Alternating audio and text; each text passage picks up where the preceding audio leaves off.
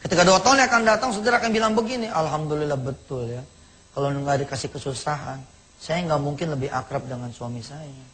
Saya mungkin nggak lebih harmonis dengan istri saya.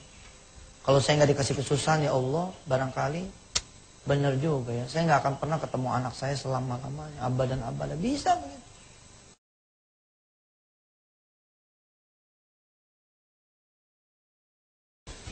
Assalamualaikum warahmatullahi wabarakatuh. Waalaikumsalam warahmatullahi wabarakatuh. Banyak orang yang ketika ditimpa kesusahan merasa jawabannya bukan Allah Azza wa Jalla. Kayak semalam saya kedatangan seorang kawan yang dia bilang, kalau dalam seminggu lagi saya nggak bayar, maka urusannya jadi urusan polisi. Dan selalu klasik tuh yang kayak begitu. Kemudian lantas saja di otaknya itu, di pikirannya itu, solusinya adalah harus bayar. Saya tanya berapa duit, kudu bayarnya. Kira-kira sebutlah 53 juta. Dia merasa dia udah pontang-panting dalam 3 minggu, dan 2 minggu sudah berlalu tanpa kepastian ada dana. Dan memang kalau di otaknya udah jawabannya adalah harus duit, ya begitu emang nasibnya. Seakan-akan segala sesuatu itu mesti selesai dengan duit. Padahal segala sesuatu itu selesainya dengan Allah. Kalau Allah udah redo, itu duit bisa nomor 17 itu. Duit bisa nomor 17. Dan itu selalu terjadi seperti itu.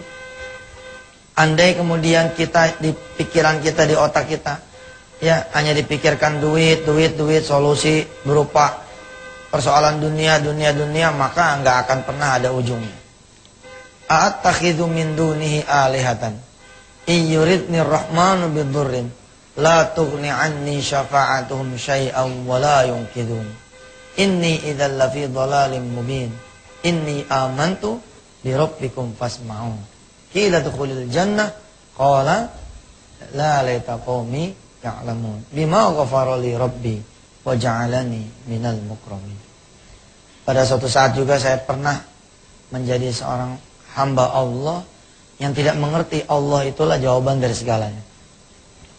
Saya datang ke seorang alim, kemudian dipegang dada saya. Pegang begini nih, disentuh. Kemudian dia tanya, benarkah yang diperlukan oleh kamu adalah uang? Saya bilang iya. Kalau nggak ada uang nggak selesai. Bukan. Yang diperlukan oleh kamu iman bahwa Allah akan menolong kamu, bahwa Allah akan menyelamatkan kamu. Subhanallah. Insyaallah ba'da salat subuh kita akan bicara lebih banyak lagi tentang bagaimana caranya menghilangkan kesusahan agar pakai duit. Insyaallah. Baik pemirsa yang dirahmati Allah. Kita kembali lagi setelah tadi kita melaksanakan ibadah sholat subuh berjamaah. Dan semoga pemirsa juga usai melakukan ibadah sholat subuh diterima amal ibadah kita oleh Allah Subhanahu wa Ta'ala. Amin ya Rabbal Alamin. Baik pemirsa, Ustadz juga alhamdulillah setiap hari jemaah kita semakin banyak memenuhi Masjid An-Nida TPI. Dan juga datang Ustadz beberapa rombongan dari Majelis Dzikir Istighosah Cakung Ustadz. Pimpinan Ustadz Haji Dian Hidayat. Pagi-pagi gelap-gelap dia mau datang ke sini, dia telepon, alhamdulillah sudah sampai semua. Dan ini membuktikan bahwa acara nikmatnya sedekah ternyata banyak dipantau oleh Indonesia dan mudah-mudahan dapat mengubah perilaku masyarakat Indonesia menjadi orang yang derma dan orang yang gemar melakukan sedekah. Amin.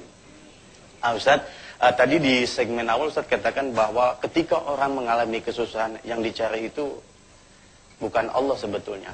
Lalu bagaimana supaya kita mencari Allah? Proses yang kita lakukan apa itu Ustadz? Yang pertama adalah memang kesadaran ya bahwa ini memang udah kehendak Allah gitu. Tanpa kita menerima, kita akan berontak terus sama masalah. Nggak pernah berdamai itu sama namanya masalah. Sebenarnya ketika kita terima kenyataan ya emang kita lagi nganggur mau diapain, itu sebenarnya bukan sesuatu kalimat yang jelek juga gitu. Ya mau diapain, mau kita lagi nganggur, malah nganggur memang begitu ya, itu bagus itu kalimat gitu. Sakit emang dirasa sakit, ini mau diapain lagi gitu. Semakin kita berontak, wah semakin kita meronta-ronta. Tapi begitu kita berdamai, kita dibawa tidur kan. Ya memang bangun sakit lagi, namanya juga bangun sakit lagi, ya tidur aja lagi. Ya tapi semakin betul-betul kita berontak, nggak akan ketemu solusinya. Apa kata Allah di dalam surah Al-Insan misalnya? وَجَزَاهُمْ بِمَا صَبَرُوا جَنَّةً وَحَرِيرًا مُتَّكِئِينَ فِيهَا عَلَى الْأَرَائِكِ لَا يَرَوْنَ فِيهَا شَمْسًا وَلَا زَمْهَرِيرًا. Kalau kita sabar ya, kita nggak akan melihat matahari yang panas gitu. La yarawna fiha syamsan wala zamharira. Juga nggak ngelihat kegaduhan. Iya, ya gimana emang keadaan kita lagi begini. Nah emang orang lagi salah ya rumah saja dimaki-maki orang. Ya, disebelin orang. Emang begitu. Tapi simpen dalam hati kita, insya Allah kita akan lewatin ini. Sering saya, dan kalimat ini akan terang ketika 2-3 tahun yang akan datang. Saya sering bilang sama teman-teman yang bermasalah, percayalah, Allah memilih saudara memegang kesusahan. Supaya saudara menyuarakan tentang kekuasaan Allah. Kapan? Barangkali 1-2 tahun yang akan datang. Ketika 2 tahun yang akan datang, saudara akan bilang begini, alhamdulillah betul ya. Kalau nggak dikasih kesusahan, saya nggak mungkin lebih akrab dengan suami saya. Saya mungkin nggak lebih harmonis dengan istri saya. Kalau saya nggak dikasih kesusahan ya Allah, barangkali benar juga ya. Saya nggak akan pernah ketemu anak saya selama-lamanya, abadan abada. Bisa begitu. Allah telah memilih saudara, ya, menerima kesenangan, berbagilah. Allah juga telah memilih saudara menerima kesusahan, bersabarlah. Bersedekahlah dengan kesabaran kita itu. Kita dikasih kesabaran untuk menerima masalah enteng. Ayah, bangun, toko kita kebakar, cepat jalan. Begitu kita ngelihat sudah tidak ada yang bisa diselamatkan. Yang muncul dari kalimat kita kalau bukan kesabaran, kita harus minum obat puyeng. Ya, yang ada di pikiran kita, Masya Allah, udah capek-capek kita bangun.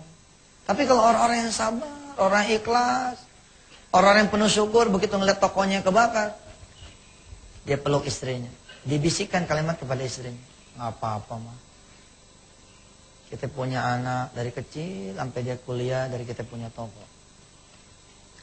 Kalau sampai segini doang nih perjalanan toko kita, ya nggak apa-apa juga lah.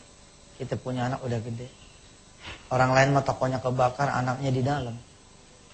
Kita punya toko kebakar, anak kita di luar, udah pada gede. Insya Allah kita duduk lagi, kita duha lagi. Barangkali kita udah lama ninggalin duha. Kita sholat malam lagi sama anak-anak kita. Mudah-mudahan anak-anak kita nanti yang akan bangunin kita toko. Subhanallah. Saudara punya rumah, kemudian wayahnya harus disita oleh bank. Apa iya itu punya saudara? Bukan. Udah syukur lo dipinjemin sama Allah.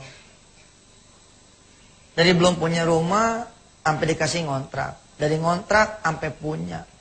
Lah punya juga hitungannya bertahun-tahun kita pakai.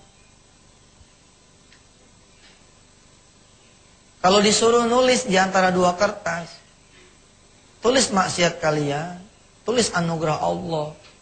Rasanya lebih banyak maksiat kita sama Allah. Dikasih rumah, nggak ada ngajinya tuh di rumah. Dikasih rumah, nggak masuk tuh anak yatim di situ. Bertahun-tahun. Allah apa marah? Allah marahnya baru hari itu doang gitu. Itu juga bukan karena marah, Allah kasihan. Kalau terlalu lama kamu di rumah yang ini, nggak dikasih ingat bahwa Allah itu ada, kalian yang akan berumah dengan rumah neraka nanti. Itu rumah disita oleh bank, kita sujud. Ya Rabb, kalau emang rumah ini adalah bentuk pengampunan dari Engkau, dan Kau ambil rumah ini, maka ambillah bersama dosa-dosaku di dalam rumah ini ya Allah. Kita sering berantem sama istri di situ barangkali. Kita sering ngomel nggak keruan sama anak barangkali. Anak minta diajarin ngaji, kita mengelak. Anak minta diajarin begini, kita nggak mau. Terus bikin dosa.